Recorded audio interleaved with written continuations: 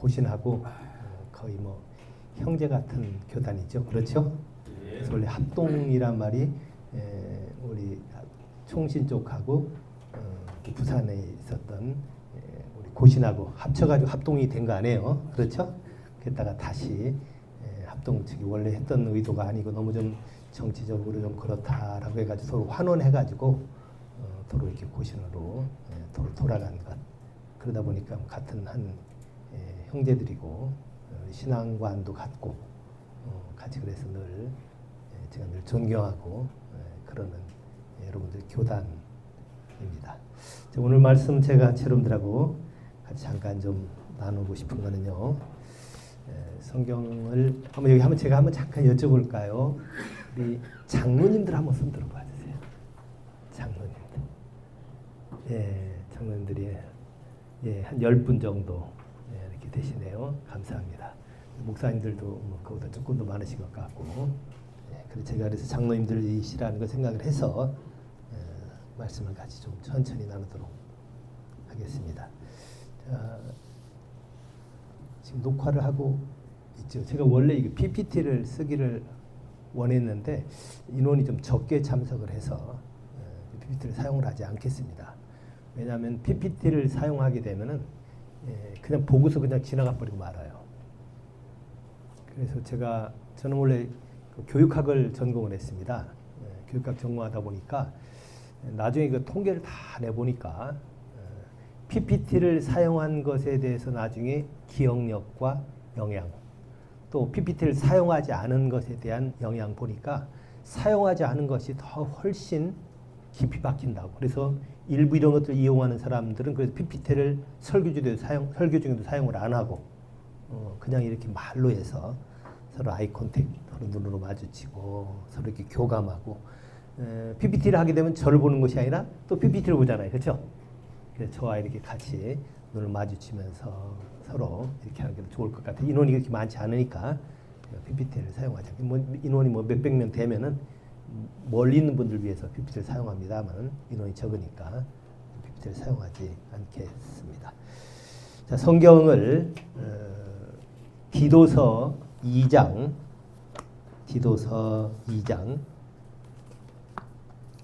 신약성경 디도서 2장입니다. 11절부터 14절 디도서 2장 11절부터 14절입니다. 자, 우리 한번 성경 가지고 오신 분들은 옆에 분들하고 한번 같이 보시고 아는 분들은 휴대폰으로 그냥 보시는 되도록이면 성경을 보는 게 좋습니다. 우리 한번 같이 읽겠습니다. 모든 사람에게 구원을 주시는 하나님의 은혜가 나타나 우리를 양육하시되 경건하지 않은 것과 이 세상 정욕을 다 버리고 신중함과 의로움과 경건함으로 이 세상에 살고 복스러운 소망과 우리의 크신 하나님 구주 예수 그리스도의 영광이 나타나심을 기다리게 하셨으니 그가 우리를 대신하여 자신을 주심은 모든 불법에서 우리를 속량하시고 우리를 깨끗하게 하사 선한 일을 열심히 하는 자기 백성이 되게 하려 하심이라. 아멘. 제가 읽은 말씀은 성경에서 굉장히 중요한 위치를 차지하고 있는 말씀입니다. 우리 성경 66권, 우리는 66권을 보고 있잖아요. 그렇죠? 천주교는 조금 두껍고 그 다음에 천주교 말고 또 다른 경전이 또 있습니다. 어디냐면은 그 이디오피아 있죠. 이디오피아 사람들은 조금 더 두껍습니다. 그래서 저는 66권 우리 요것 보고서 같이 하는데 그럼 어떤 사람은 그럴 거예요. 아니 사두개인들은 모세오경밖에 안 봤는데 라고 얘기하는데 이게 경전이 두꺼울 수 있고 조금 얇을 수도 있어요. 제가 여러분들에게 우리 이 성경에 대해서 정말 더 잘 신뢰하도록 제가 한 가지만 말씀드리도록 하겠습니다. 여러분들 이단들이 불러가지고 설교를 해달라고 할까요 말까요? 이단이 와서 저한테 자기네 거기 와 한번 설교를 해달라. 갈까 안 갈까요? 저는 돈을 주고라도 가고 싶어요. 어떻게 할 거예요? 가서 하나님 말씀 전할 수 있다면. 그렇죠? 할렐루야죠. 그래서 저는 캐토릭에서 초청을 좀 받아가지고 강연을 좀 여러 번 했습니다. 그래서 처음엔 고민이 됐어요. 내가 가야 되나 말아야 되나 말이야. 그래가지고 기도를 많이 하고 그랬는데 저를 결혼 주례를 섰던 정성구 저 때는 그때 학장님이 있었습니다. 종신 학장님인데 그분에게 한번 상의를 한번 한 적이 있었어요. 그랬더니 가서 뭐하러 가냐가 중요하대요. 가서 복음을 전할 거라면은 훨씬 가라고. 매일 가도 괜찮다고. 그래서 용기를 얻었죠. 그래서 캐토릭에 가서 제가 강론을 거기는 설교라고 하는 것부터 강론이라고 하거든요.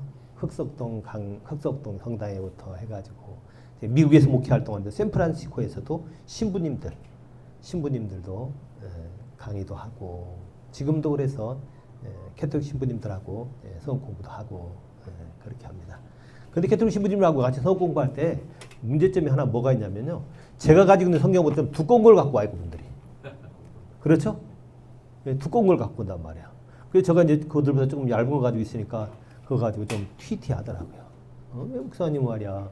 그 조금 무게 다른 거 가지고 왜 그 조그만 거 갖고 다니냐고. 그래서 제가 얘기를 했습니다.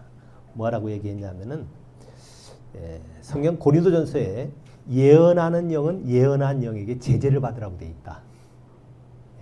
그렇죠? 고린도전서 14장에 은사에 대해서 쭉 얘기하다가 예언하는 영은 예언한 영에게 제재를 받아야 된다. 그렇게 돼 있어요. 다른 은사에게 제재받을 필요가 없습니다. 가령 구제하는 은사, 한 달에 1,000,000원 구제하는 사람은 1억씩 구제하는 사람에게 제재받아가지고 저는 이번에 1,000,000원밖에 구제를 못하는데 어떻게 해야 되겠습니까? 물어볼 필요 있을까요? 없을까요? 없어요. 그냥 하면 돼요. 그런데 예언하는 은사는 제재를 받아야 됩니다. 다른 은사는 전혀 또 다른 사람이 제재받을 필요가 없는데 예언하는 은사는 예언하는 또 다른 사람에게 제재를 받아야 됩니다. 그게 왜 그러냐면요. 구제는 그냥 은밀하게도 끝날 수 있는데 이 예언은 반드시 한 사람이 예언하면 다른 사람이 분별하게 돼 있습니다. 이게 옳은가 틀린가 이걸 분별하게 돼 있어요. 그래서 예언을 했는데도 하나님의 말씀을 전했는데도 누가 목사님 그것은 성경 어디에 보면은 그렇지 않은 것 같습니다 라고 주일날 설교를 하고도 공식적으로 할 수 있습니다. 그러나 태도가 중요해요. 공손하게 얘기해야 되지. 목사님 그거는 뭐 틀린 것 같습니다. 그건 벌써 잘못된 거야. 정말 겸손한 마음으로 목사님 요거는 이런 것 같습니다. 저는 그렇게 읽었습니다. 라고 하면은 그러냐고. 같이 한번 그것에 대해서 우리 기도하면서 잘 분별해 보자고. 제가 존경하는 그 타 교단 성직자 중에 한 분이 토레이 신부님이라고 있어요. 예수원에. 아시죠? 예수원에 계신 분을 제가 신학대학 다닐 때 박형용 박사님이 제 서클 합신의 총장에 있었던 박형용 여기 있던 여러분들 박형용 박사가 아니고 박형용입니다. 그분은.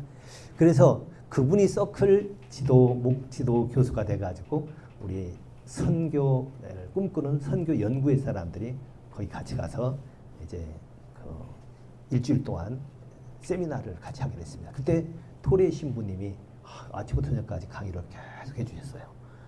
그래서 참 은혜가 참 많이 됐어요. 참 그분의 대를 이어서 우리 한국 선교를 위해서 수고하고 그분 아들이 지금도 또 벤토레이라고 지금도 대를 이어서 지금 삼수령이라고 그 예수원이 있는 데서 지금도 사역을 하고 있습니다. 그래서 제가 참 큰 은혜를 받았는데 그분이 이 얘기를 하시더라고요.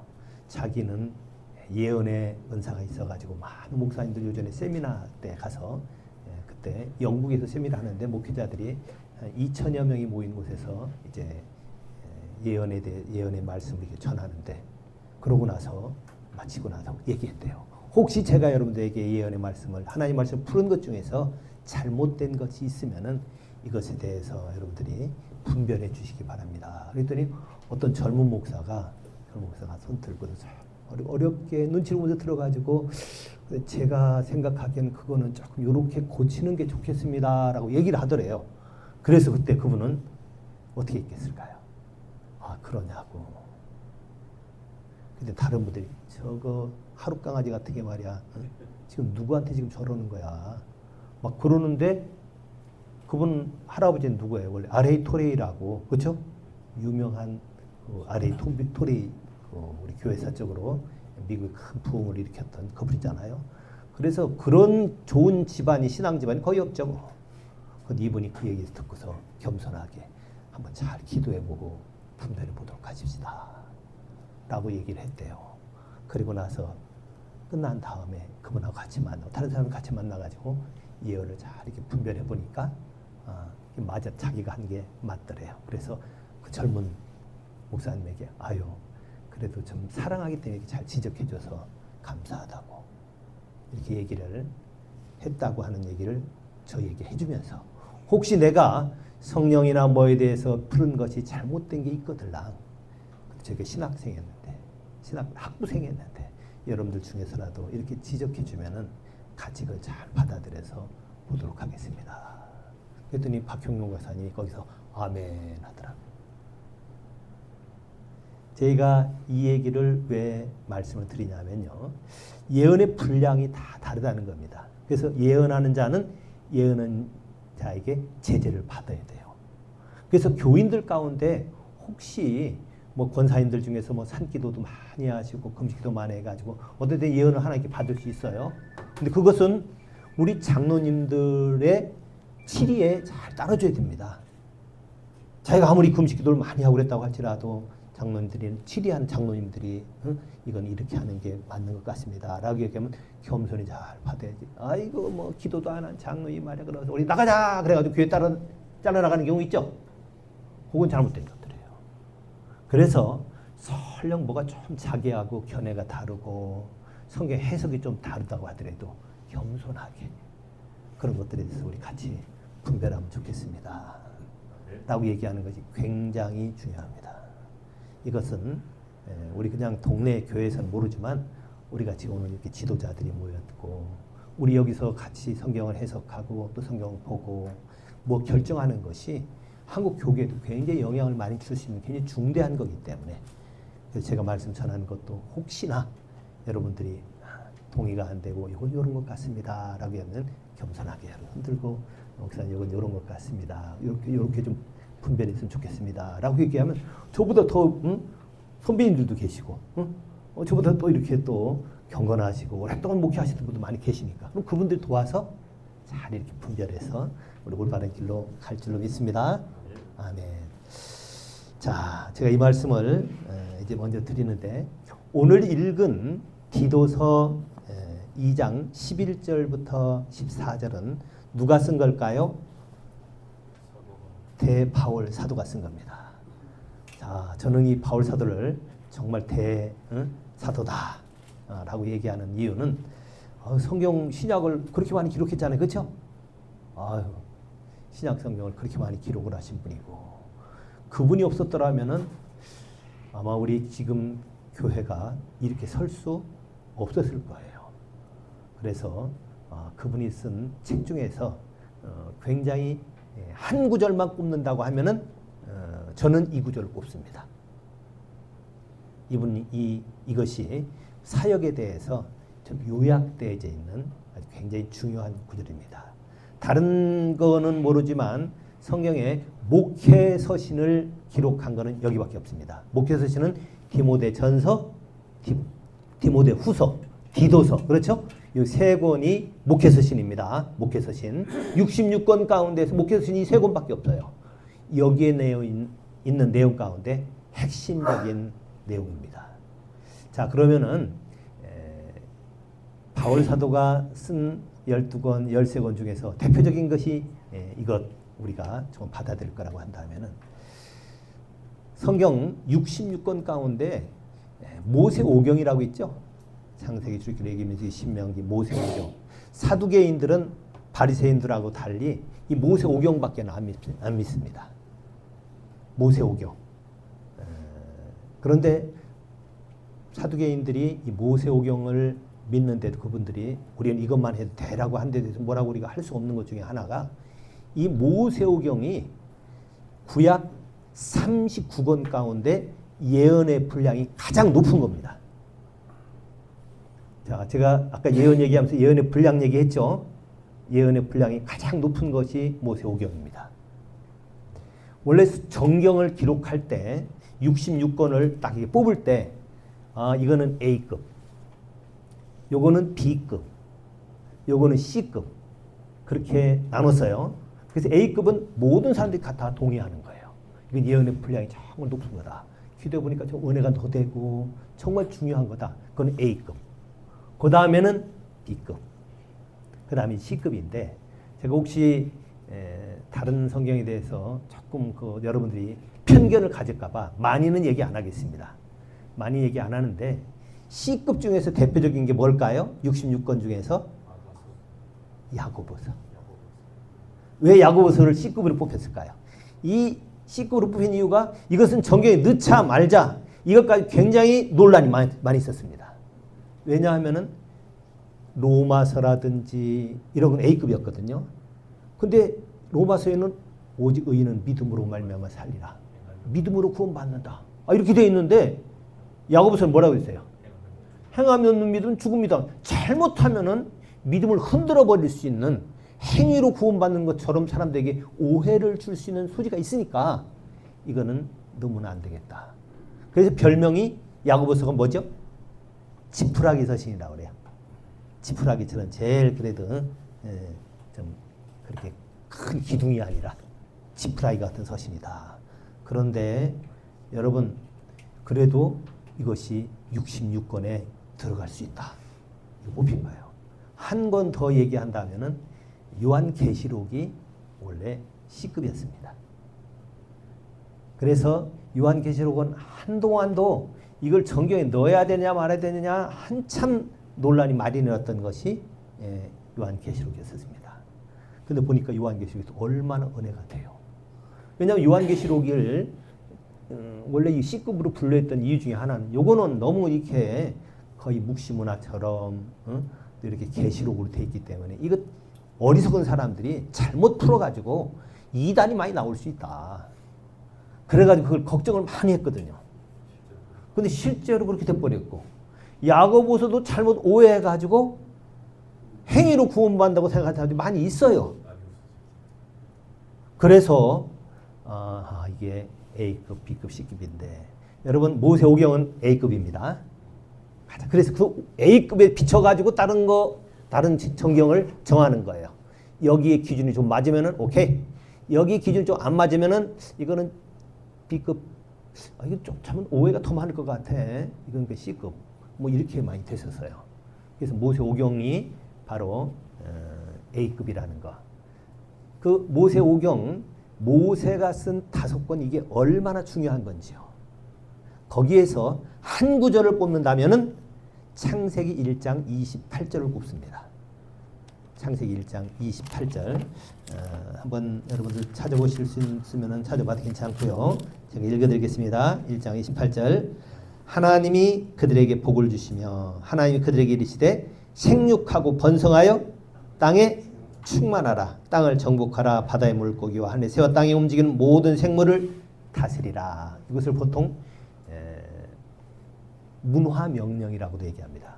컬처럴 맨데이트라고 해가지고 문화명령이라고 따라해볼까요? 문화명령.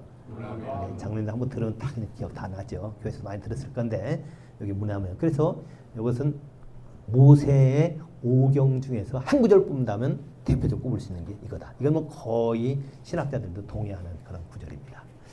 자, 그러면 성경 66권 가운데 또 아주 예언의 분량 높은 것을 얘기하는 게 어딜까요? 사복음서입니다. 마태, 마가, 누가, 요한복음. 그렇죠? 사복음서는 이거는 A급이에요. 그런데 이 사복음서에는 독특하게 성경이 읽다 보면 무슨 색깔이 있어요? 보통 거는 까만 색깔인데 빨간 색깔이 중간에 있죠. 그거 왜 빨간 색깔인가요? 예수님 말씀. 그래서 예수님 말씀이 오리지널 그냥 다운표 돼가지고 딱딱 찍어놓은 것이 많은 것이 이 사복음서입니다. 마태, 마가, 누가, 요한. 이건 예수님이 하신 거니까 당연히 뭐 예수님이 하신 것이 예언의 분량이 높겠죠. 그렇죠? 예언의 분량이 가장 높을 겁니다. 근데 여기에서 한 구절을 꼽는다면 우리가 잘 안 대로 마태복음 마지막 장에 그러므로 너희는 가서 모든 족속을 제자 삼아 아버지와 아들과 성령 이름의 이름으로 세례를 주고 내가 너희 분부한 모든 것을 가르쳐 지키게 하라. 볼지어다 내 세상 끝날까지 너희와 항상 함께 있으라. 다 아시는 거죠? 그렇죠? 요거는 보통 뭐라고 얘기하냐면 선교 명령이라고 얘기를 합니다. 미션 맨데이트라고 맨데이트라는 것은 이제 명령 그런 뜻이거든요. 그 마태복음 28장 이 예수님이 거기 28장에 있는 그 가서 모든 족속 제자 삼으라 할 때 여러 가지가 나와 있는데 거기 제자 삼아가 그러면 너희는 가서 모든 족속으로 제자를 삼아. 그렇죠? 그게 본동사입니다. 본동사고 나머지에 있는 세 개는 분사로 되어 있어요. 그래서 그 본동사를 꾸며주는 겁니다. 그래서 한마디로 요약하면 뭐예요? 제자 삼아라. 이게 예수님이 말씀하신 예언의 분량이 아주 높은 겁니다. 그러면은 맨 먼저 모세가 예언의 분량 높은 5경 중에서 한 구절 창세기 1장 28장 나왔죠. 그 다음에 예수님이 한 거 중에서 대표적인 거 마태복음 28장 모든 족속을 제자 삼아라. 그 다음에 바울 사도가 한 것 중에서 뭐 로마서도 바울 사도가 기록을 했습니다만은 바울 사도는 특별히 이 사역을 많이 했잖아요. 예수님은 당시에 이스라엘 밖으로 간 적이 없었어요. 그저 이스라엘, 잃어버린 이스라엘 이들에게 복음을 주로 전하고 이 사역을 했죠. 그런데 바울 사도는 어떻게 했어요? 이방인 전체, 예루살렘과 온 유다. 예수님은 사마리아까지만 갔어요. 예루살렘에서 유대와 사마리아까지만 예수님은 다녔는데 바울 사도는 어때요? 땅 끝까지, 로마까지, 저 끝까지 1차, 2차, 3차 전도 여행을 많이 했죠. 그래서 어떻게 보면은 모세도 사역을 하긴 했는데 모세도 애굽에서 출애굽해가지고 이스라엘 백성을 데리고 가나안 땅에 들어간 거. 그러니까 사역이 어때요? 심플하죠. 그리고 사역의 대상도 아주 제한적이었습니다. 그런데 예수님 그보다는 훨씬 더 많았지만 바울 사도는 더 많았어요. 그래서 이야 예수님 말씀이 맞구나. 뭐 그렇게 많냐. 요한복음 14장 12절에 예수님께서 뭐라고 말씀하셨냐면 나를 믿는 자는 나의 하는 일을 할 뿐만 아니라 이보다 더 큰 일도 하라. 맞아요. 예수님은 그렇게 아주 예언적으로 말씀하셨고 그 12제자에게만이 아니라 그 다음 그들의 제자들도 더 큰 일을 한다. 그러니까 우리에게도 뭘 원하겠습니까? 예수님께서 우리에게도 내가 했던 것보다 더 큰 일 할 수 있어. 해야 돼. 근데 이 일이라는 게 뭐 가서 전도하는 것만이 아니라 그분의 일 가운데는 겸손하게 섬기는 것.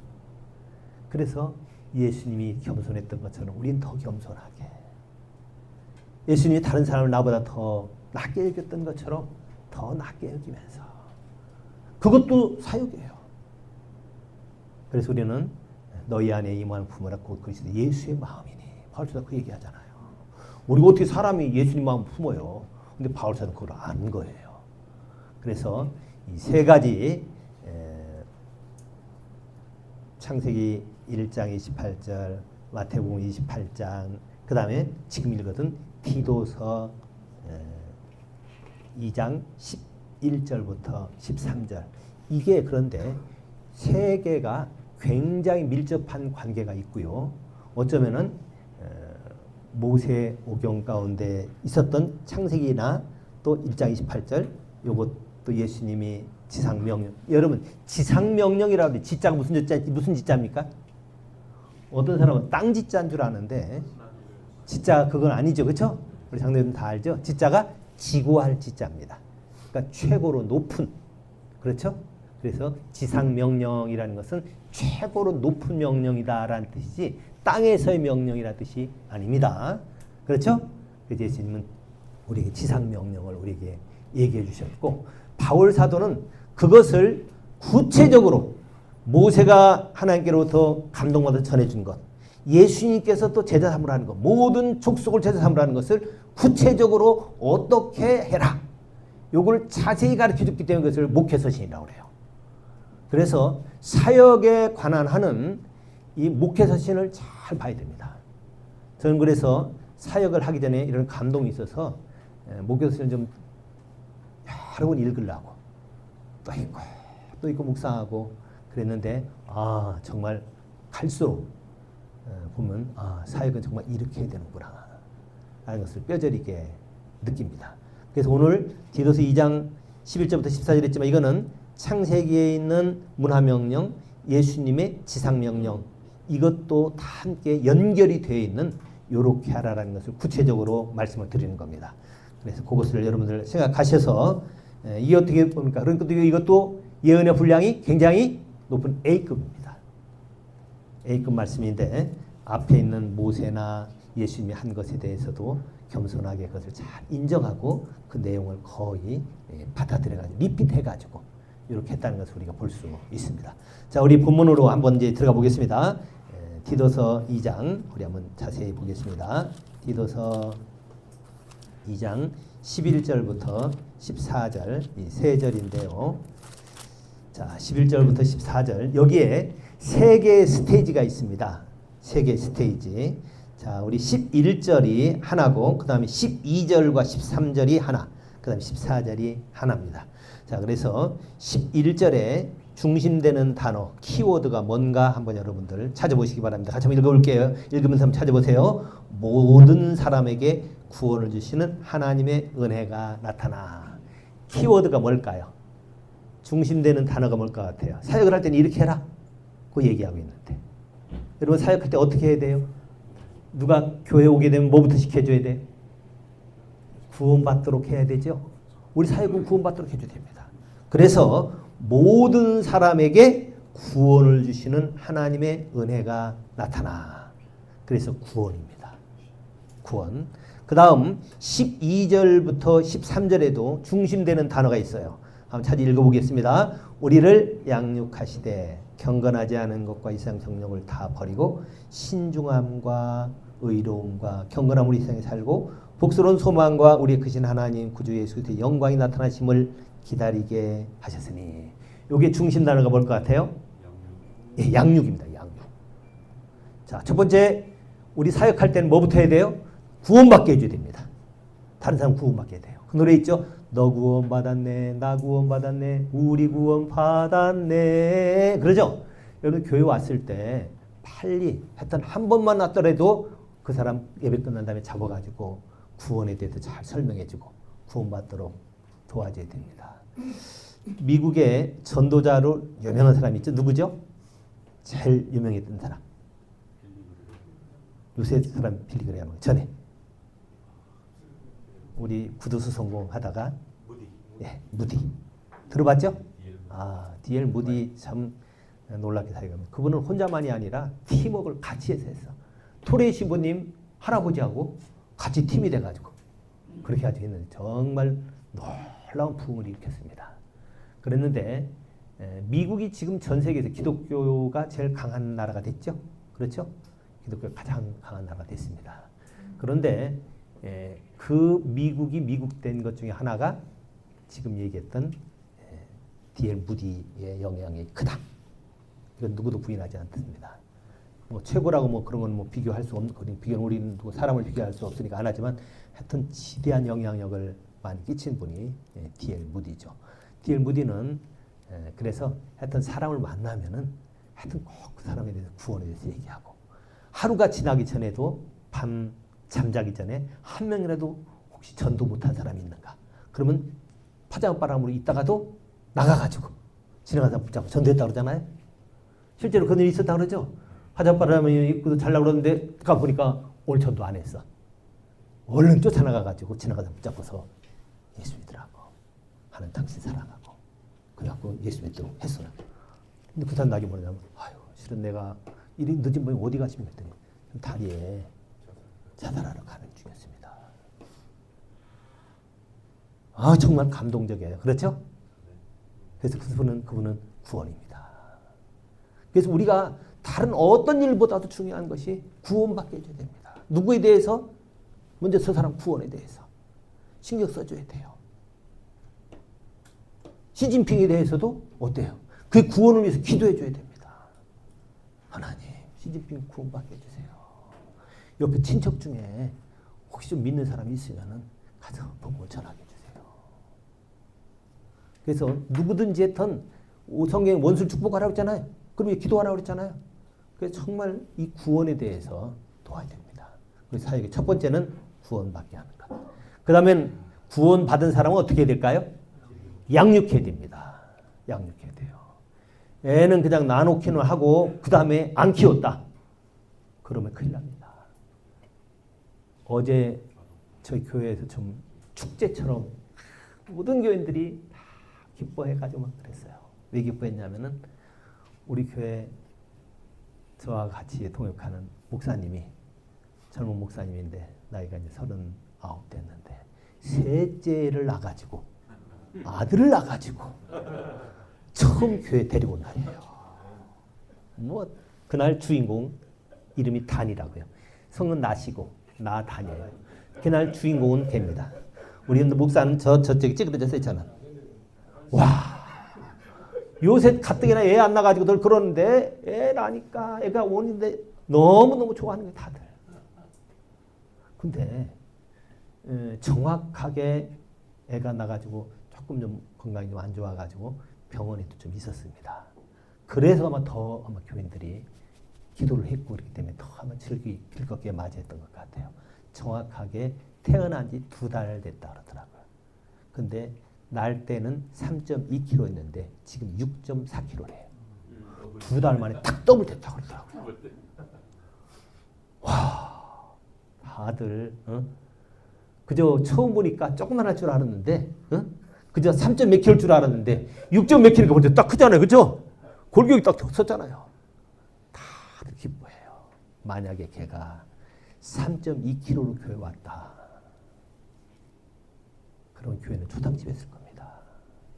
큰일 났다. 큰일 났다. 여러분, 양육돼야 됩니다. 태어나는 것도 좋지만 본 어게인 되는 것, 거듭나는 것도 좋지만 양육돼야 됩니다. 양육되는 것이 그렇게 깊은 거예요. 걔가 그냥 이렇게 쩍쩍 입 다시고 눈을 이렇게 마주칠 때 교인들이 얼마나 다들 좋아하는지 할머니 할아버지 다 좋아하고 꼬마들도 걔보다 그저 한 2살 많은 애들도 이뻐가지고 먹지도 못하는데 막 과자 갖다 주고. 그리고 양육이 정말 중요해요. 근데 많은 분들이 사역을 하는데 양육을 안 시켜. 양육을 안 시켜. 그래서 성경에서는 양육에 대해서 그렇게 중요하게 얘기합니다. 두 번째 2절과 3절이 양육입니다. 그 다음에 세 번째는 14절에 있는데요. 자, 세 번째 스테이지가 뭘 것 같아요? 그가 우리를 대신하여 자신을 주심은 모든 불법에서 우리를 속량하시고 우리를 깨끗하게 하사 선한 일을 열심히 하는 자기 백성이 되게 하려 하심이라. 뭘까요? 일입니다. 일. 이게 꼭 어떻게 구조가 되어 있냐면요. A, 그 다음에 A는 이제 구원이었죠. B는 양육. 그 다음에 이제 14절에는 A-, B-, 그 다음에 C로 나가요. 그러니까 A-는 뭐겠어요? 구원에 대해서 그가 우리를 대신하여 자신을 주심은 모든 불법에서 우리를 속량하시고 구원이죠. 그래서 이거는 A-, 구원 다시입니다. 그 다음에 우리를 깨끗하게 하사. 요거는 양육의 또 다른 하나의 모습입니다. 그래서 이거를 B- 그렇게 얘기할 수 있어요. 그런 다음에 C. 원래 유대인들의 이 책글 쓰는데 이게 패턴 중에 하나입니다. A, B, A-, B-, C. 이렇게도 많이 써요. 이런 패턴이 있는데 그러다 보니까 유대인들은 노벨 그 문학상을 민족별로 제일 많이 탄 사람들이 유대인입니다. 그 사람들 글도 아주 잘 쓰죠. 자, 여기에 우리를 속량하시고 우리를 깨끗하게 하사 선한 일을 열심히 하기라고 한다. 일입니다. 일. 근데 일에서 앞에 수식어가 하나 있는데 선한 일이라고 되어 있어요.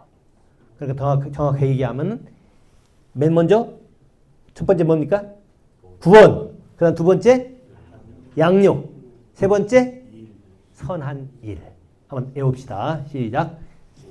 구원, 양육, 선한 일. 다 외웠죠? 여러분들 뭐 성경 보통 많이 읽으시니까 한 것 같아요. 자, 이거를 영어로 얘기하면은 구원은 보통 이제 salvation이라고 얘기를 하는데 그게 salvation뿐만 아니라 여러 개로 성경에서 나와 있습니다. 거듭남이라고도 되어 있어요. 그렇죠? 거듭남. 그 다음에 영생. 또 뭐로도 되어 있나요? 전도한다. 전도가 됐다. 그렇죠? 네, 쓸 수 있어요. 여러 가지 쓸 수 있습니다. 영어로 그래서 저는 거기에서 단어를 여러 개를 쓸 수 있는데 그 중에서 저는 전도라는 단어를 하나 채용을 했습니다. 전도가 이벤젤리즘, 쉽게 그냥 이벤젤리즘이라고 제가 얘기하는데 한번 따라해 볼까요? 이벤젤리즘. 첫 자가 뭐로 시작돼요?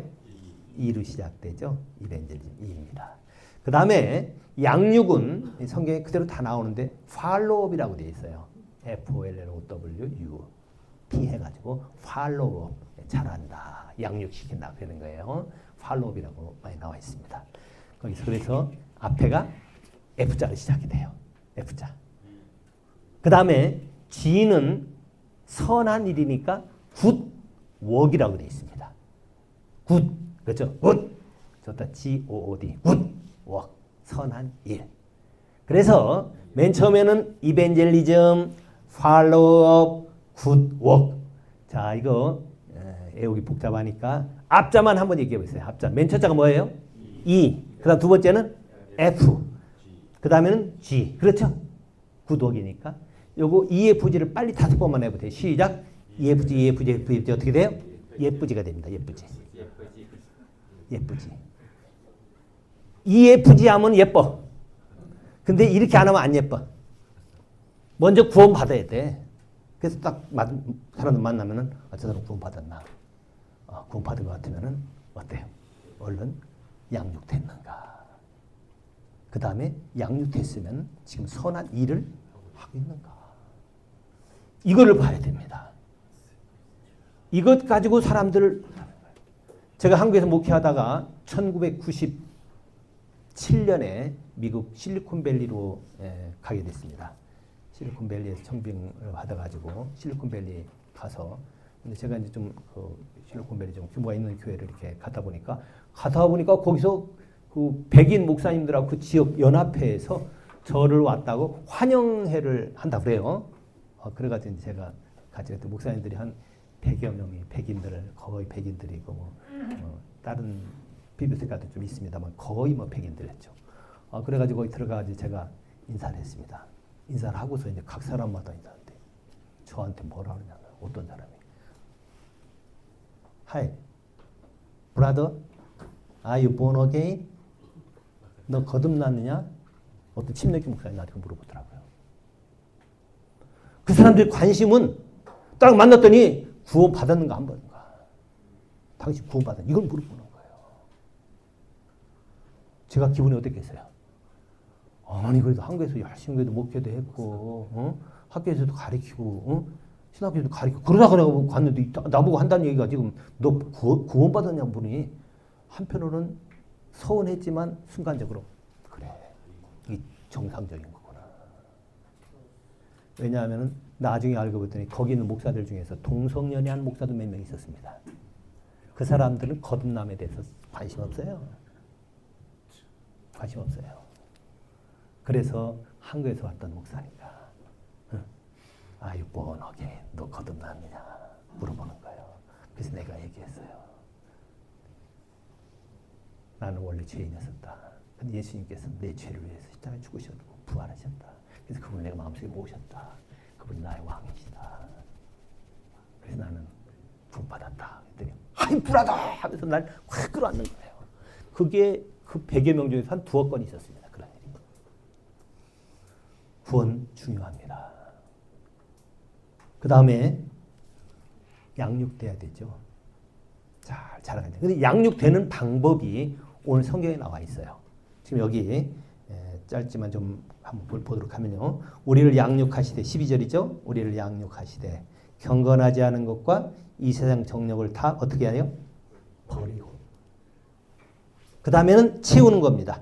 신중함과 의로움과 경건함으로 이 세상에 살고 복수는 소망과 우리의 크신 하나님 구주 예수 그리스도의 영광이 나타나심을 기다리게 하세요. 이런 것들을 이제 채워가는 건데 여러분 양육하는 방법이 뭐라고 딱 여기 기록되어 있어요. 먼저 뭐 해야 된다고요? 버려야 된다는 겁니다. 여기 지금 감사합니다. 물을 이렇게 떠주셨는데 여기 만약에 쥐약이 한 방울 있다면 제가 이거 뭘까요? 못 먹죠. 그럼 여기 많이도 아니에요. 한 방울이 뭐 1000분의 1 그쯤 되겠죠. 1000분의 1이면은 이걸 어떻게 할까요? 나머지 여기다 물을 붓는데 한 100병을 부으면 어떻게 돼요? 이게 오버플로잉 넘치겠죠? 넘쳐가지고 괜히 옅어질 겁니다. 어떻게 그러면 드시겠어요? 한 도라무통을 붓다. 한 드럼통을 붓다. 그래도 못 먹어요. 안 먹습니다. 그걸 왜 먹어요? 그럼 어떻게 될까요? 빨리 여기 한 방울 지약이 또 있으면 이걸 버려버리고 그 다음에 조금 더 묻을 것 같으면 헹구고 그러고 나면 먹을 수 있어요. 여러분 양육은 많이 채운다고 되는 게 아닙니다. 먼저 뭐부터 해야 돼요? 버리는 게 우선입니다. 이게 바울 사도가 쓴 거예요. 성령의 감동을 받아서 쓴 겁니다. 그래서 저 사람이 얼마나 양육 잘 됐는가 아는 방법은 몸무게가 2배로 늘었다. 학위를 받았다. 무슨 명예를 얻었다. 그게 아니라 얼마나 많이 버렸느냐. 그래서 예수님께서 제자들을 부른 다음에 뭐라고 얘기하세요? 누구든지 날 따라오려면 날마다 자기를 부인하고 자기 십자가를 지고 나를 쫓아야 된다. 그래서 그 사람이 얼마나 잘 양육됐는가 아는 방법은 얼마나 많이 버렸느냐를 보고 하면 정확합니다.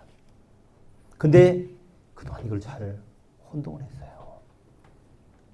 몇 년 전에 부산, 여러분 부산 많이 계시죠? 부산 장신대학이라고 있더군요. 부산 장신대학에서 통합적 교단 세미나를 하게 됐습니다. 많은 목사님들하고 또 이제 같이 모여가지고 세미나를 하게 되는데 제가 거기 참석해가지고 얘기하면서 이 얘기를 했습니다. 버리는 겁니다. 이 얘기를 했어요. 그때 나중에 그 얘기 하더라고요. 자기들이 그걸 몰라가지고 교회에서 집사 세울 때, 안수집사 세우고 누구 세울 때 많이 학력 많은 사람, 하나님께로부터 은사 많이 받은 사람, 하나님께 축복 많이 받은 사람이 성장된 줄 알고 그 사람을 세웠더니 교회 지도자를 세웠더니 난리가 났더라는 거예요. 그래서 여기 장로님들이 계시니까 후배 장로님들 세울 때 뭘 보고 세워야 돼요? 학력이나 그런 게 아니고 하나님께로 무슨 은사 많이 받았느냐, 물질 축복 많이 그게 아니라 얼마나 많이 버렸느냐. 우리 무디 같은 경우는 뭐 초등학교나 제대로 졸업했나요? 하나님 쓰시잖아요. 그래서 버린 것이 우선입니다.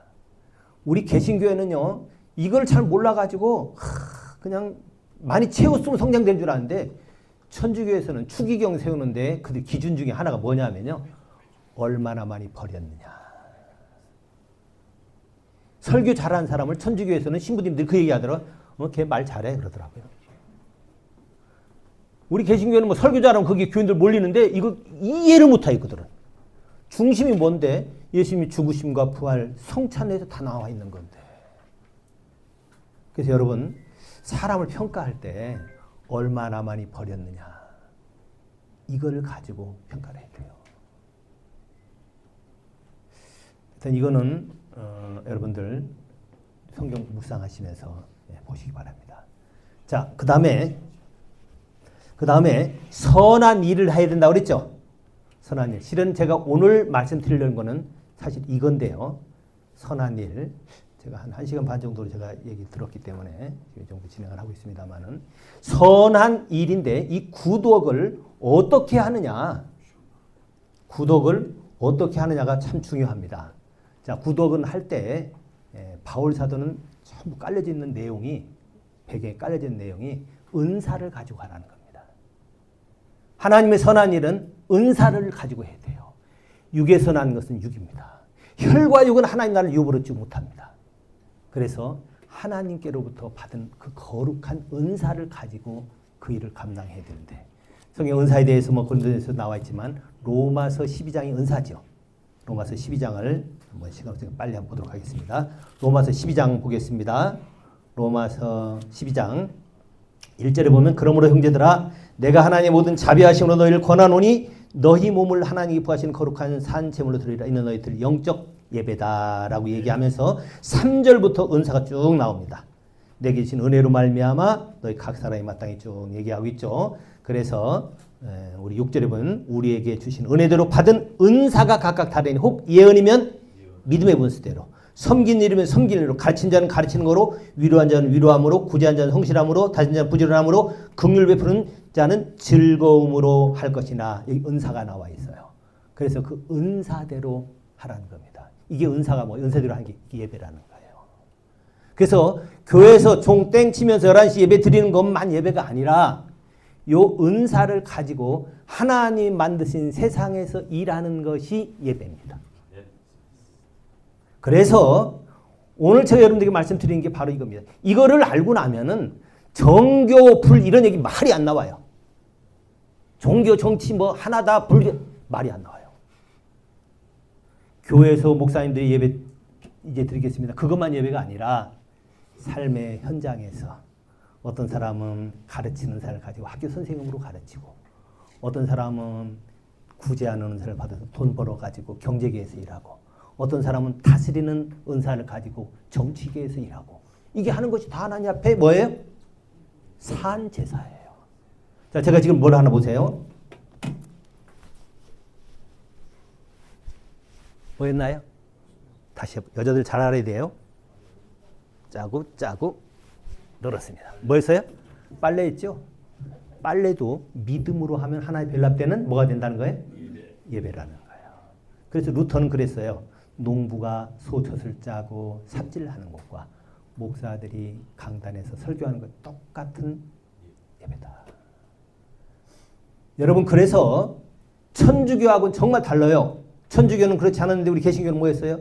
만인 제사장 했죠. 만인이 제사장이 되려면 어떻게 해요? 만직이 제사직이 해야 되죠.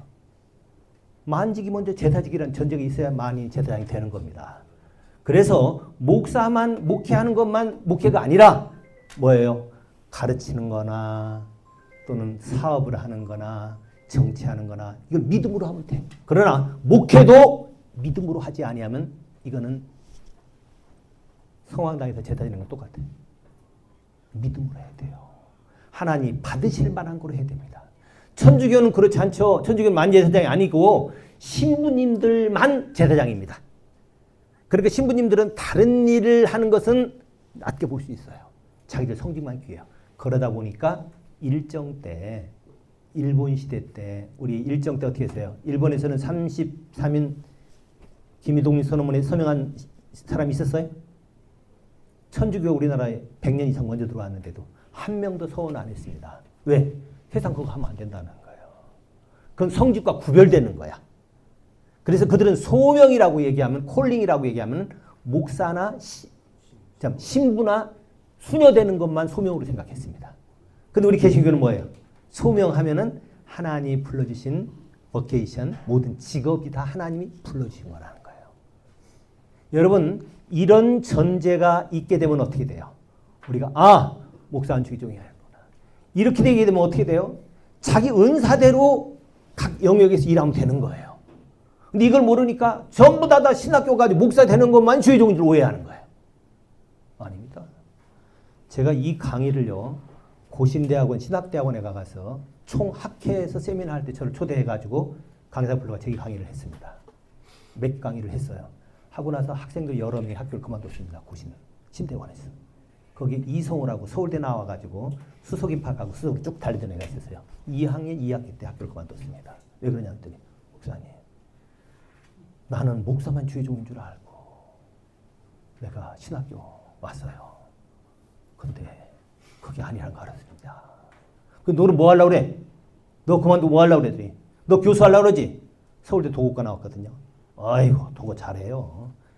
학부밖에 안 넣는데도 영어로도 통역 잘하고 독일어도 통역 잘하고 그렇게 똑똑한 친구였어요.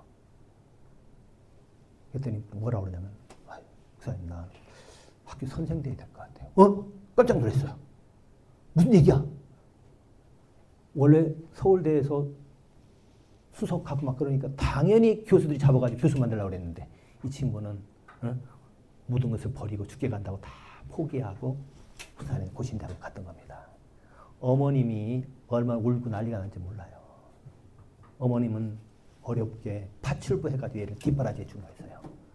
근데 얘가 그만두고 신학교 간다 그러니까 얼마나 낙심했겠습니까? 그래가지고 엄마 낙심해가지고 자식, 남편 복 없는 X, 자식도 없다 그랬더니 나를 두고 한 얘기를 하고. 그래서 어머니가 낙심해가지고 그 식당 주인 아주머니가 어느 날 그 주인 아주머니가 그 얘기한 거예요. 아니 성우님이 왜 그렇게 그래? 물어보지 마세요. 아니 아들 이번에 서울대 졸업했잖아. 신학대학원 목사 된대요. 뭐예요? 주인 아주머니도 낙심이 됐어. 그 소망 갖고 지금 일하고 있는 그 아주머니인데. 그래서 나중에 그렇게 얘기했어요. 아유 아줌마 그것도 잘 생각해 봐야 돼. 그렇지 목사도 있지 하긴 하려면 큰 교회 사장 되면은 그 괜찮대. 일주일에 한 번씩 설교하고 매미치 한번 돌리게 되면 거기 돈이 수억이 쌓인대. 듣고 보니까 또 그럴 법도 해. 그래서 아들한테 얘기했어요. 너 그럼 큰 교회 목사 돼가지고 네 동생 조카들 다들 공부시켜줘라. 근데 아들은 엄마 그게 아닌데 그래도 소용이 없어요. 이 친구가 그래가 학교 그만뒀었습니다. 그래가지고 고등학교 선생 돼가지고 청량고등학교 교사로 부임돼가지고 애들 가르치는데 얼마나 애들 잘 가르치는데 독일어 보통 대대스님들이 될 대로 되라 막 그렇게 가르치는데 이 사람은 그게 아니라 잘 가르치는 애들이 선생님 존경하고 그 학교 공립학교입니다. 제가 그 학교에 한번 갔더니 강당에 학생이 수백 명이 모였어요. 그 선생님 보고 많은 학생들이 예수 믿게 된 겁니다. 그걸 본받아가지고 서울에 기독 학생반이 32개 학교가 설치됐습니다. 이 고신 구분이 된 거예요. 그래가지고 그 친구는 한 4년간 일해가지고 선생님들 많이 양육하고 큰일 많이 했거든요. 그러다가 무슨 생각이 드냐면 우리는 참 좋은데 글 없는 사람들은 얼마나 어려울까. 내가 언어의 탤런트가 있으니까 그래. 그래서 네팔에 가가지고 번역 선교를 하는데 세종대왕처럼 가서 네팔어로 사전을 만들어주고 네팔어로 번역을 이 친구가 했어요. 이 아름다운 소문이 고신에도 다 들어갔죠. 자기 동창들이 다 알잖아요. 학교만 두고 한 거. 그래도 학교에서 어떻게 아마 최초인지였더니 잘 모르겠어요. 온라인으로도 시험 볼 수 있도록 그 친구 허락해 줬습니다. 그래가지고 조금 나중에 뭐 안식년 때 몇 광자 듣고 해가지고 온라인으로 시험 보고 해가지고 고신 내에서 졸업시켜 줬어요. 이소문이에요. 구약 신약 성경 번역 다 끝났고요. 구약 반쯤 했는데 호롱불 밑에서 글 없는 부족들 위해 사잖아요. 눈이 한쪽이 거의 실명됐고 부인은 돌아가셨어요. 거의 살아있는 순교자죠. 여러분 그 사람은 어떤 목회했던 것보다도 더 귀한 일을 한 것 같아. 그리고 또 하나 유춘기라고 또 있어요. 여러분 혹시 알지 몰라요? 유춘기 그 친구는 마드로스 선장하던 친구인데 수산대학 나와가지고 해양대학 나와가지고 3학년 2학기 때가 그만뒀어 학교. 그래가지고 내가 선장하면서 애들 전도할 때 각 나라 사람들 많이 전도했는데 지금 전도사 하다 보니까 몇 명도 안 되더래. 차라리 그게 낫겠다. 그래가지고 그 친구가 돌아가셨어요. 나중에 한나호라고 있어요. 한나호 선장 돼가지고 여러분 그래서 꼭 목사만 주의종이 아니에요. 내가 이 얘기를 자꾸 강조하는 이유는 목회나 정치나 사업이나 다 믿음으로 하면 하나 빌랐던 예배이기 때문에 이거를 알고 나면은 제 이 강의를 듣고도 뭐 정교, 불 이런 얘기하는 사람은 머리가 조금 부족한 사람이에요. 이해가 됩니까? 여기에 대해서 확신이 들어야 우리가 고신 애국운동 할 수 있어요. 이게 목회하는 것처럼 한다니까요. 그래야만이 정치도 믿음으로 해야 된다. 나오겠죠. 아멘. 시간 몇 분 더 해도 되나요? 이모수 5분만 더 해도 돼요? 네, 그래요. 예, 지금 1시간 반으로 들어가지고 제가 시간을 딱 계산해가지고 하는데 조급하신 것 같았어요. 그래서 이제 여러분들 현실적인 거니까 시간이 별로 없다 그러니까 지금 이런 정치는 저는 이런 관점에서 보고 있습니다. 그래서 제가 이 강의를 각 신학대학원 가서 많이 하고 목회자들한테 많이 하고 외국에서도 많이 하고 이랬는데 그 이후로는 저한테 종교, 정치, 천주교 사람들이 얘기할 수 있어. 천주교에서는 성소계에 우리처럼 구분이 안 돼 있으니까. 우리처럼 안 돼 있으니까. 루터가 그랬잖아요. 응? 루터가 농부 소젖을 짜는 것과 목사가 예배 지내는 똑같다고 그랬잖아요. 믿음으로 죽여왔다는 거예요. 그래서 아브라함 카이퍼가 화란에서 그 큰 교회 목회하다가 그만두고 편집장 하다가 국회의원 했던 겁니다. 그거를 무식해가지고 몰라가지고 아브라함 카이퍼는 정치에 눈이 어두워가지고 타락해가지고 막 목회 그만두고 정치한다. 서울 가본 사람하고 안 가본 사람 싸우면 누가 이기나요? 안 가본 사람 이기죠. 이 성경 봐도 성경 전체를 봐도 이런 사상이에요. 하나님이 쓰시는 사람들 보세요. 여러분 아브라함이 뭡니까? 아브라함이 제사장 했나요? 아브라함 시대 때 제사장이 있었죠. 누구 했나요? 멜기세덱 제사장이 11조를 바쳤습니다. 하나님은 그를 믿음의 조상으로 사용했어요.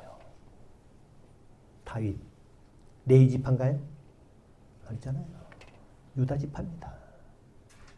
예수님 무슨 지파예요? 예수님도 유다 지파예요. 예수님 레위 지파 아닙니다. 제사장 지파 아니에요. 이걸 몰라가지고 목사들이 교회에서 목회만 하지. 아니 그게 목회야. 그게 하는 게 목회라니까. 우리는 뭐든지 다 하는 거야. 그래서 영국에서는 우리 이제 의회 제도가 처음 만들어진 게 영국이잖아요. 영국에는 상원과 하원의원 제도가 있는데 상원의원은 월급을 안 줍니다. 근데 거기에 초기부터 거기에 목사님들이 처음에는 반 정도 했는데 조금 지나고 3분의 1로 줄었죠. 목사님들이 하는 거예요. 국민들도 다 동의해. 그래 목사님들이. 목사님들이 목회하는 심정으로 하면은 이거 이 사람 제대로 되지. 자기 사심으로 안 하지. 하나님 앞에 기도하면서 하니까. 어떤 사람은 제가 영국에서 공부를 했거든요. 누가 그 얘기하더라고요. 영국의 타락은 상원의원들 목회자 수가 줄면서 똑같이 비례해서 타락했다 그러더라고요. 목사들이 그런 마음 가지고 하면 정치 제대로 할 거 아니에요? 올바르지 않겠어요? 이런 심정 가지고 하면. 자, 이제 하나 더 제게 여러분들에게 이런 상황이니까 이제는 여러분들 그 말 안 하겠죠? 누가 얘기하거들랑 싸우지 마세요. 가본 사람하고 안 가본 사람 싸우면 안 가본 사람이 이기니까 그냥 그렇게 그냥 드시고 기도해주고 그냥 두세요. 그냥 두고 지금 우리나라 지금 여러분들이 참 중요하게 지금 우리가 판단할 것 중에 하나는 예수님 당시를 잘 보면 좋습니다. 예수님 당시. 예수님 당시에 예수님이 이 땅에 오셨을 때 상황을 한번 잘 보면 좋아요. 그때 이스라엘은 4개의 분파가 있었습니다. 잘 아시죠? 첫 번째 분파는 우리가 잘 아는 대로 바리새파. 그렇죠? 바리새파는 인원이 많지 않았어요. 예수님 당시에 한 6천 명 정도 있었을 것이다 라고 지금 추측을 합니다. 인원이 많지 않습니다. 바리새파. 이 사람들은 우리가 지금 믿는 것처럼 이런 걸 많이 믿어요. 영생도 믿고 내세도 믿고 부활도 믿고 자 그런 사람들. 얼마나 또 성경에 예수님께서 바리새인들 책망 많이 했지만 그 사람들은 원래 그 파리슘이 있고 그 분리된 자, 거룩한 그런 뜻입니다. 그러니까 굉장히 경건한 그런 신앙을 갖고 있는 사람들이었어요. 그 다음에 사두개파라고 있죠. 우리 사두개파에 대해서 별로 이제 여러분들이 기분 좋게 안 좋게 생각하는데 왜냐하면 부활도 안 믿고 말이야. 내세도 안 믿고 이런 게 신앙 못된 놈들이다 그러는데 여러분 사두개파가 원래 레위지파 사람들이 거의 사두개파입니다. 이건 왜냐하면 솔로몬 때 사독이라는 그 제사장이 있었죠. 그 밑에 사람일 거라고 얘기하는 것이 거의 정설입니다. 그리고 이 사람들이 그 사내들인 공회에 바리새인들하고 사두개인들이 제일 많았어요. 거의 다예요. 근데 훨씬 많습니다. 바리새인보다 훨씬 많았어요. 근데 이분들이 뭐였냐면 대개 성직자, 목회자 그 그룹들입니다. 그러다 보니까 지금은 우리 목회자들이 안 그렇지만 옛날만 해도 어때요? 되게 귀족처럼 취급받았잖아요. 성직자들이. 그래서 거의 귀족입니다. 돈이 많았어요. 부자 있었습니다. 권세도 있었어요. 이게 사두개인들입니다. 그러다 보니까 어때요? 로마하고 가깝게 지냅니다. 로마 정권하고 같이 성향을 같이 가지고 있는 사람들이에요. 여기 사두개인들. 요새 현세적인 정치이라면 주로 이제 권력과 같이 밀착해가지고 하려고 그러는 사람들. 이런 성향이 되게 사두개인들이죠. 그 다음에 SNF파라고 있습니다. SNF파는 뭐 정확한 건 아닙니다만 대개 여러분들 그냥 이해를 돕기 위해서 말씀드린다면은 세례 요한이 아마 SNF파였든지 아니면은 레위지파였기 때문에 영향을 많이 받았을 것이다. 그래서 거의 SNF파와 거의 그 사도바울의 세례 요한을 거의 같이 보면 돼요. 메뚜기와 석청, 그렇죠? 광야 생활을 하면서 그렇게 아주 생활하는 사람들이 SNF파인데 SNF파는 그 사내들인 공회에 한 명도 없었다라고 하는 것이 거의 정설입니다. 한 명도 거의 없었다라고. 또 하나 파가 있는데 열심당이라고 있습니다. 열심당이 예수님의 제자 중에서도 있었을 것이다. 그렇죠? 그 뭐 시몬이 그렇지 않았을까라고 봅니다. 근데 이 열심당을요 히브리 말로 하면은 그 단도 칼 조그만 단도 있죠? 네, 그게 이제 그 열심당의 지표입니다. 이 사람들은 칼을 갖고 다녀요. 조그만 단칼 같은 거 갖고 다니다가 여차하면 찔러버립니다. 누굴 찔르냐? 로마 군인도 찔러버리고 또 그 다음에 우리 옛날에 친일파들 막 그 이제 사두개인들은 로마하고 가깝다고 그랬잖아요. 사두개인들 많이 찔렀어. 그러면 어떻게 돼? 찔르면은 잡히죠. 잡혀가지고 고문당하고 막 죽어요. 열심당원들이니까. 되게 예수님 십자가 죽을 때 옆에 바라바가 함께 있었다 그러잖아요. 바라바가 아마 이 열심당원이 있을 거라고 그런 것이 거의 뭐 받아들여지는 얘기입니다. 근데 그러면은 열심히 찔르면은 이 사람들이 이제 십자가에 죽죠. 주로 화형당하고 열심당원들이 주로 십자가에 많이 죽었었습니다. 그러면은 하나님 보시고 안타까워가지고 빨리 메시아를 보내줄 거라는 거예요. 그래서 지금 그 모슬렘들이 거기 뭐 자살 특공대 있죠? 꼭 그겁니다. 자살 특공대 걸칠 버리고 도망도 안 가. 잡아라는 거예요. 이게 열심당원입니다. 그래서 이 네 가지 성향이 언제든지 나타나게 돼 있습니다. 지금도 나타납니다. 지금도 기독교인들 그래서 바리새파처럼 어떤 사람은 사두개인들처럼 사두개인들 보면 뭐예요? 정권이 바뀌면 늘 거기만 붙어가지고 거기다가 나팔수 노릇하는 거예요. 하여튼 정권 바뀌면 윤석열 대통령 때는 그쪽에 가지고 다 하다가 또 이거 바뀌면 또 여기 또 그러고 이 사람 맨날 그런 사람이야. 이게 사두개인들이 그래요. 되게 그런 사람 특징이 뭘까요? 내세 믿을까요? 여기서만 잘 되면 되는 거야. 여기서 돈 많이 벌고 한 자리 차지하고 정권 잡고 응? 비슷해요. 예수님 당신은 비슷하다고.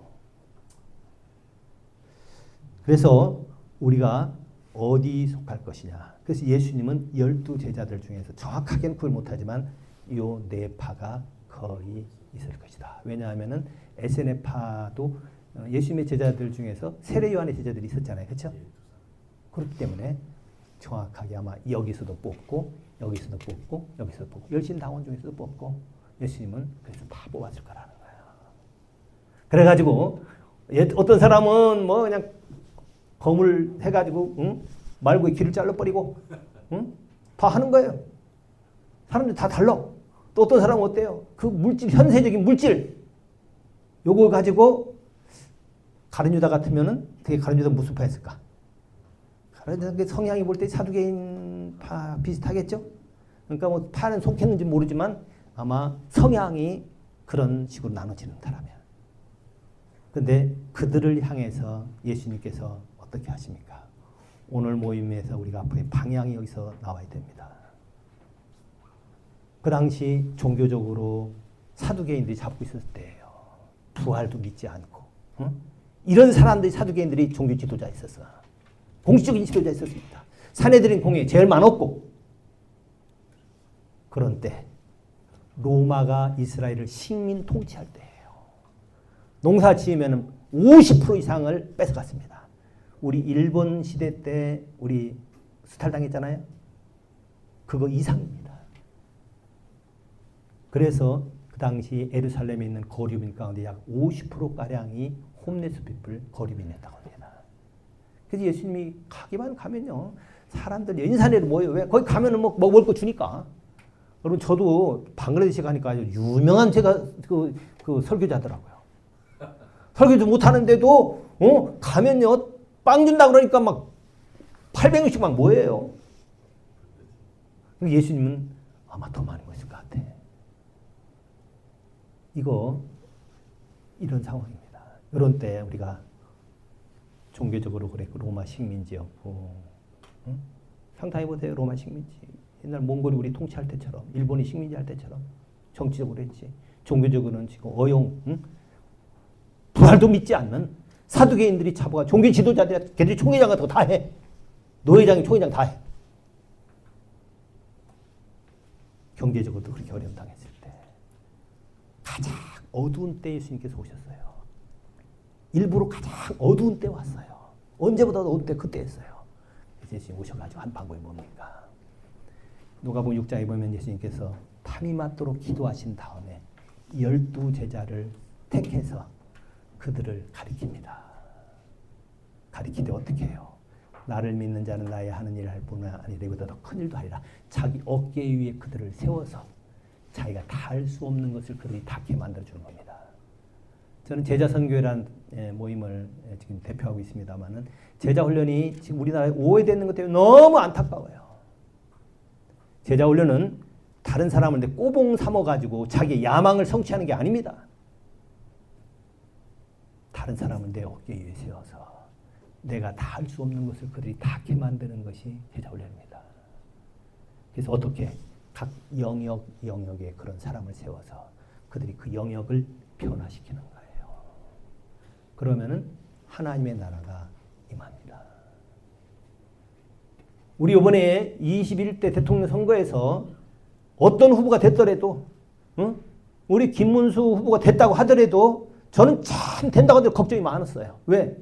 각 영역별로 사람을 세워놨어야 되는데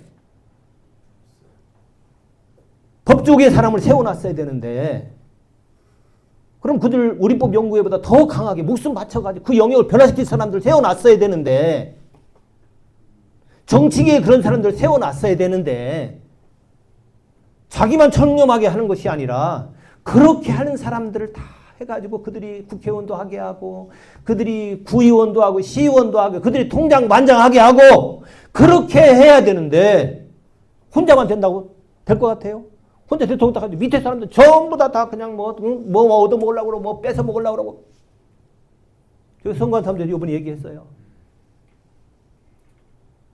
제가 해가지고 이번 선거할 때 도움 사람들이 인원이 꽤 돼요. 다 불러서 얘기했습니다. 선거운동할 때 차비 달라고 그러지 마라. 밥 사달라고 하지 마라. 네 돈 가지고 해. 독립운동할 때 돈 받아가지고 하냐? 네 돈 가지고 하는 거지. 기둥뿌리 뽑아서라도 네가 하는 거지. 그리고 되고 난 다음에 그분이 되거들랑 어느 자리 요구하지 마라. 절대로 요구하지 마라. 나도 그랬어요. 많이 키운 분이 되면 제가 한 2주 정도 외국 가서 피했다 온다고 그랬어요. 여러분 그런 정치 지도자들이 있어야지요. 법조인이 있어야지요. 사업하는 사람도 있어야지요. 그래서 그거를 길러내야 됩니다. 그게 우리 모임이 돼야 돼요. 그래서 어떻게 길렀냐. 예수님께서는 12제자를 키웠죠. 12제자를 키웠는데 이건 어디서 샘플 보는 거냐 하면은 모세가 출애굽할 때 10부장, 50부장, 100부장, 1000부장 세웠던 거 그게 모형입니다. 그것처럼 한 거예요. 여러분, 여러분들의 비전과 이것들을 위해서 같이 동행할 수 있는 사람 10명 되십니까? 그건 10부장이에요. 100명 됩니까? 100부장이에요. 교인수 100명이라 100부장 아닙니다. 올바른 진리를 위해서 그렇게 살아갈 수 있는 사람을 세워서 그런 제자들에 의해서 하니까 313년 됐을 때 어때요? 로마가 식민지였었잖아요. 로마가 이스라엘을 식민 통치했었잖아요. 로마가 바뀌어서 콘스탄틴 대제가 기독교를 공인이 아니라 허용을 해줬습니다. 예수 믿어도 된다. 그 전까지는 다 잡아도 드렸지만 그러고 정확히 80년 지나서 392년에 데오도시우스 황제가 기독교로 자기 국교로 선포를 했습니다. 약 80년, 그렇죠? 국교를 선포를 했어요. 자, 그런데 이 시점을 한번 보세요. 예수님 죽고서 314년까지 얼마나 고난당했습니까? 핍박 얼마나 당했어요? 얼마나 많이 죽었어요? 천주교인, 캐토릭, 침례교인들이요, 자기들 얘기로는 최소한 5천만 명 순교했다고 합니다. 5천만 명. 그리고 314년 때부터는 뭐가 없어졌어요? 핍박이 없어졌어요. 믿어도 된다고 허락해줬어요, 이제는. 그리고 393년까지. 그 동안에. 80년 동안 어때요? 그냥 허용된 거고. 그 이유는 안 믿으면 감옥 가. 기독교 안 믿으면 감옥 가. 이렇게 됐어요. 자, 어느 때 기독교가 가장 좋았을까요? 언제가 가장 좋았을까요? 핍박받을 때 했을까요? 아니면 그 가운데 314년부터 392년 그때까지 했을까요? 아니면 392년 이후에 기독교 안 믿으면은 승진도 안 돼. 기독교 안 믿으면은 뭐도 못 해. 사업도 못 해. 막 제재했을 때일까요? 314년부터 기독교가 서서히 부패되는 일과 함께 복음이 전파되는 일이 같이 일어났습니다. 같이 일어났어요. 그 전에는 많은 사람들 죽었습니다. 얼마나 죽었는지 몰라요. 근데 데오도시우스가 기독교를 꼭 믿어야 된다고 국교를 선포한 다음부터 급속한 타락이 오기 시작했습니다. 저는 그래서 어쩌면은 우리나라의 크리스찬 대통령이 안 나와도 하나님이 우리에게 이런 거 감당하라고 그럴 수 있구나. 저는 기도하면서 그것을 생각했어요. 그래서 제가 그 전에도 바로 그 전주에도 그런 설교를 했습니다. 하나님이 오랫동안 기도를 안 들어주실 때는 뜻이 있다. 준비하자. 그럼 어떻게 사람이 주님의 제자가 많이 만들어져가지고 그래 가지고 국교가 되면은 좋아요. 근데 준비 안 된 상태 되면은 어려워집니다. 예를 하나 들어볼게요. 제가 군 생활할 때 제가 저기 사단장 그 옆에 그 통신 그 담당했었습니다. 담당했는데 사단장이 믿는 분이 한 번 딱 오니까요. 어제까지 참모들 가운데 뭐 군수 참모니 뭐 참모장이니 뭐니 전부 다 절에 다니고 그래도 놀러 다니던 사람들이 어디서 구해왔니? 성경 다리지 다 구해가지고 툭툭 털고 해가지고 다 끼고 왔더라고. 뭐 저기 참모회의 하는 것 같아. 다 왔어? 연대장 뭐 다 왔어? 와 좋더라고요. 분위기가 꽉 잡고 제가 그때 설교할 때 얼마나 신났는지 몰라요. 헌금도 많이 나오고 좋았어요. 근데 1년 반 하고 그때 무슨 사단장 했는데 그분이 가고 나니까 인원만 준 게 아니라 기독교에 대한 평판이 어떻게 된지 알아요? 처음에 기독교 안 믿는 참모장이 교회 나오면은 뭐 돌아서서 술 먹고 뭐 나쁜 짓 해도 원래 안 믿는 사람이 지금 교회 다니는 사람이니까 그냥 기독교인은 별로 안 봐줘. 근데 한 6개월쯤 지나고 나면 그 사람들은 겉행위에 관계없이 그 차이 나고 생각해버립니다. 그래갖고 사람들이 다 흉봐요. 기독교 저래. 그래가지고 그분 가고 나니까 기독교가 완전히 쑥대밭 돼버리더라고요. 그래서 제가 기업에 전문적인 공헌으로 돕는 데가 기업들이 있거든요. 믿는 사장들한테 얘기해요. 회사에 크리스찬들이 많아지길 원합니까? 그래. 목사 그래야죠. 그러면은 절대 신회에 나오지 마세요. 신에 절대 나오지 마시고 적당히 믿는 사람들을 핍박하세요. 어떻게 핍박하냐면 뭐 예수 믿는 사람들이 말이야 업무도 많은데 왜 그 신회 갖고 막 그러냐고 그런 얘기도 가끔 하세요. 그러면은 사람들이 괜찮아. 근데 그냥 다 교회 가라 그러면 사람들이 눈도장 찍기 위해서 오는 사람도 많아. 그리고 믿는 사람도 거기 못 가. 안 믿는 사람들 그렇게 흉봐. 제 서장한테 잘 보이려고 그래요. 여기 서울 울산 세무소에 있었던 일입니다. 세무소에 서장이 와가지고 기독교 신유를 만들었어요. 그리고 나한테 그러더라고요. 목사님, 제가 현대전자 하니까 우리도 그렇게 만들어주세요.